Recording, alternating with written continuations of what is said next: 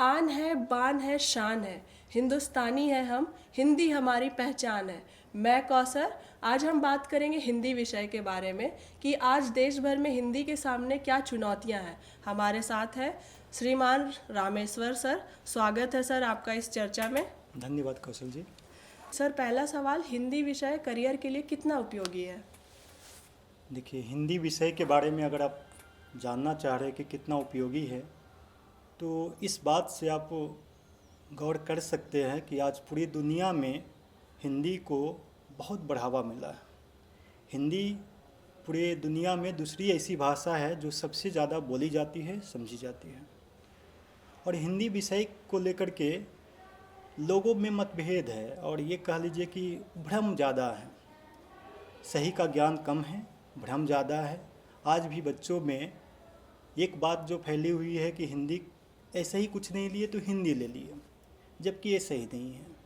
हिंदी आज भी करियर के दृष्टिकोण से बहुत अच्छा है, उपयोगी है, सदुपयोगी है।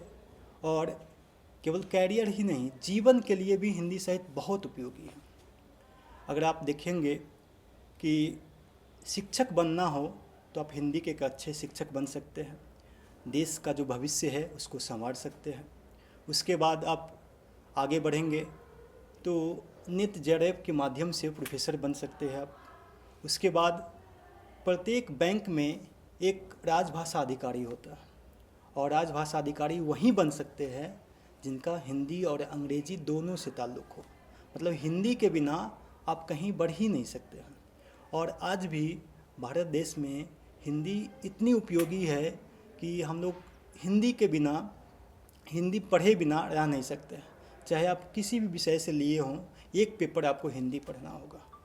और हिंदी पढ़ने के साथ में आपका जो कैरियर है वो बन सकता है। कैरियर ना भी बने तो हिंदी कम से कम एक चीज़ आपको सिखा करके जाएगी कि जीवन जीना कैसे है। जीने के लिए हिंदी साहित्य से बड़ी कोई भी साहित्य नहीं हो सकती है। हिंदी साहित्य एक ऐसा साहित्य है जो प्रेमचंद कहते हैं कि हिंदी साहित्य क्या है, जीवन की आलोचना है। कि जीवन के मर्म को समझना हो, उनकी संवेदना को समझनी हो तो आपको हिंदी के पास जाना होगा। अब ऐसा कोई भी नहीं है जो जीवन को समझना नहीं चाह रहा हो। चाहे अंग्रेजी पढ़े, चाहे उर्दू पढ़े, चाहे जो भी विषय पढ़े, चाहे साइंस पढ़े, आपको जीवन के साथ संवेदनाएं जो है सब में एक ही होती है और वो जीवन से जोड़ती है। तो हिंदी साहित्य केवल कैरियर की ही दृष्टिकोण से नहीं, जीवन के दृष्टिकोण से भी अगर आप देखेंगे तो हिंदी साहित्य का बहुमूल्य स्थान है यहाँ। बहुत बहुत शुक्रिया सर आपके बेहतर जवाब के लिए। सर, अगले सवाल की ओर। सर, ऐसा नहीं लगता कि हमारे देश में हिंदी से ज़्यादा अंग्रेज़ी बोलना लोग पसंद करते हैं? हाँ, ये बात सही कह रहे हैं कि आजकल अंग्रेजी जो है ना, एक भाषा नहीं होकर के ज्ञान बन गई है। भाषा और ज्ञान में फ़र्क होता है। भाषा और ज्ञान में बहुत बड़ा फ़र्क है। आज हम लोग की सबसे बड़ी खासियत ये है कि थोड़ा सा भी अंग्रेजी जानते हैं ना तो ऐसा लगता है कि वो इस लोक से परलोक की ओर है, मतलब इस लोक से आगे की चीज़ है वो, जबकि ऐसा नहीं है। अंग्रेजी जैसे और भी भाषाएं हैं वैसे ही अंग्रेजी है। अंग्रेजी को लेकर के लोगों में जो है थोड़ा सा भ्रम भी है कि अगर आप भी जो है आज भी गांव में जाएंगे ना, खड़ी हिंदी भी अच्छे से बोल देंगे ना तो उसको भी लोग अंग्रेजी समझ लेते हैं, क्योंकि आप अच्छे से जानते नहीं हैं। और अंग्रेजी जानने वालों की अपेक्षा हिंदी जानने वाले साहित्य को, जीवन को ज़्यादा बेहतर से समझ सकते हैं। और देखिए, हमको किसी भाषा से ऐसा नहीं है कि अंग्रेजी भाषा से द्वेष है, इट्स ऐसी नहीं, बात नहीं होनी चाहिए। आपको जिस भी भाषा में जो भी भाषा सीखना चाह रहे हैं आप सीखें, लेकिन आप हिंदी को नज़रअंदाज ना करें, क्योंकि हिंदी आपकी मातृभाषा है, जो ऐसी भाषा है जो आपको जीवन और जगत से जोड़ने का प्रयास करेगा। भारत में क्या दिक्कत है कि सबको तवज्जो दिया गया है हिंदी को छोड़ करके। भारत एक ऐसा देश है जो अपने ही देश में पराया जैसा व्यवहार हो रहा है हिंदी के साथ में। आज भी हिंदी जो है ना, केवल राजभाषा जो है नाम के लिए है संविधान में। जी बिल्कुल। आज भी संविधान में केवल नाम के लिए, आज भी कार्यालय में जाइएगा, कचहरी है, कचहरी में जाएंगे ना तो आपको अंग्रेजी में ही सब कुछ होगा। मतलब आप सब कुछ कर रहे हैं हिंदी में, होगा क्या अंग्रेजी में। सबसे खास बात है, आज भी हाई कोर्ट में जाएंगे, सुप्रीम कोर्ट में जाएंगे, आप हिंदी जानते हैं, आपका वकील अंग्रेजी में बहस कर रहा है, जिसके लिए बहस किया जा रहा है उसको कुछ भी पता नहीं है, अपना केस है और अपने ही को पता नहीं है। और जो नहीं जानते हैं वो अंग्रेजी में जज साहब से बात कर रहे हैं, बात कर रहे हैं, समझा रहे हैं, और जो जिनका केस है वो चुपचाप देख रहे हैं, सुन रहे हैं। ये दुर्भाग्य है भारत देश का, जो अपने देश से हिंदी को प्यार करना उतना ज़्यादा नहीं सिखा पाया है। ये दुर्भाग्य है जी।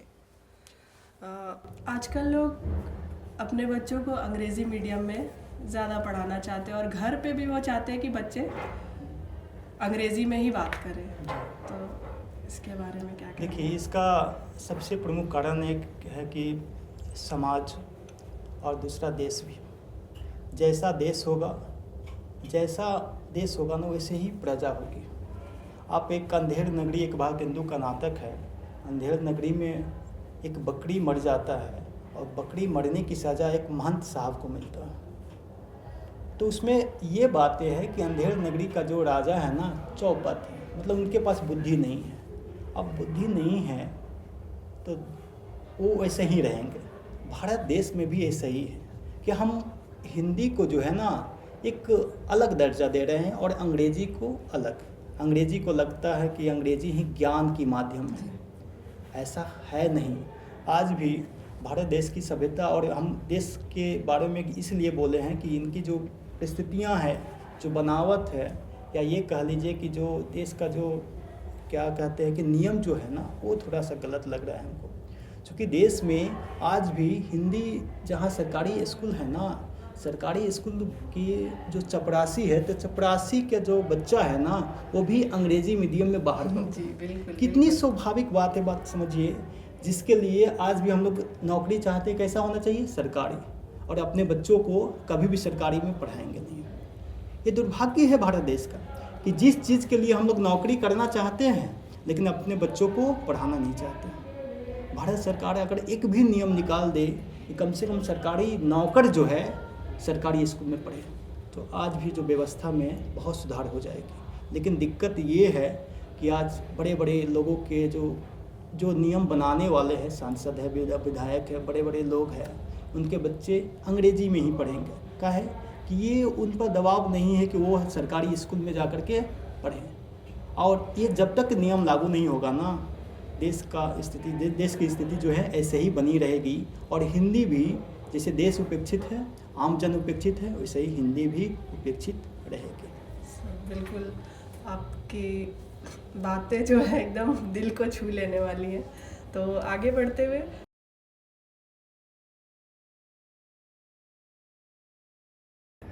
ये क्या कहा जाए, इस पर अंग्रेजी की अतिशयोक्ति है। कुछ लोग ये चाहते हैं ना कि भारत के संस्कार जो है वो समाप्त हो जाए, और भारत के संस्कार परंपरा को समाप्त करना इतना आसान काम है नहीं। देखिए, बात यह है कि हिंदी के साथ हमारी परंपरा जुड़ी हुई है, यहाँ के लोग जुड़े हुए हैं। अगर हम अपने स्कूलों में हिंदी का जो ज्ञान है अगर नहीं दे पाएंगे ना, तो उनका संस्कार भी भूल जाएगा। और अंग्रेजी केवल भाषा है, हम बोले ना कि एक मीडियम है, भाषा है, जैसे हिंदी एक भाषा है। तो हिंदी में जो है आपको जीवन जीना सिखाता है, लेकिन अंग्रेजी के साथ ऐसा नहीं। अंग्रेजी को हम इतना हावी होने दिए हैं अपने देश में, उसी का परिणाम है कि आज स्कूलों में हिंदी पर बंदिशें लगा दिए गए हैं। आज जो है अंग्रेजी को लेकर के इतना ज़्यादा जो भ्रम फैला हुआ है ना कि अंग्रेजी है तो सब कुछ है, हिंदी है तो कुछ नहीं है। अगर आप हिंदी अच्छे से पढ़ेंगे तो आप क्या नहीं बन सकते हैं, IAS IPS कहाँ नहीं बन सकते हैं। BPSC में, JPSC में, UPSC में, सब में एक पेपर जो है मेंस का हिंदी में आप रख करके आप आराम से वहाँ से आगे बढ़ सकते हो। लेकिन दिक्कत ये है कि समाज में और कुछ स्कूलों में, कुछ स्कूल हम इसलिए बोल रहे हैं कि आज भी हिंदी को बढ़ावा देने के लिए बहुत सारे स्कूल है, लेकिन कुछ स्कूल ऐसे भी हैं जो इस तरह की बात रखते हैं कि अंग्रेजी बोलने पर उनको सम्मान दिया जाता है और हिंदी बोलने पर उसको सज़ा दी जाती है। मेरा अगला सवाल यही है कि जो अंग्रेजी बोलते हैं उन्हें बहुत ज़्यादा समझदार समझा जाता है और फिर सम्मान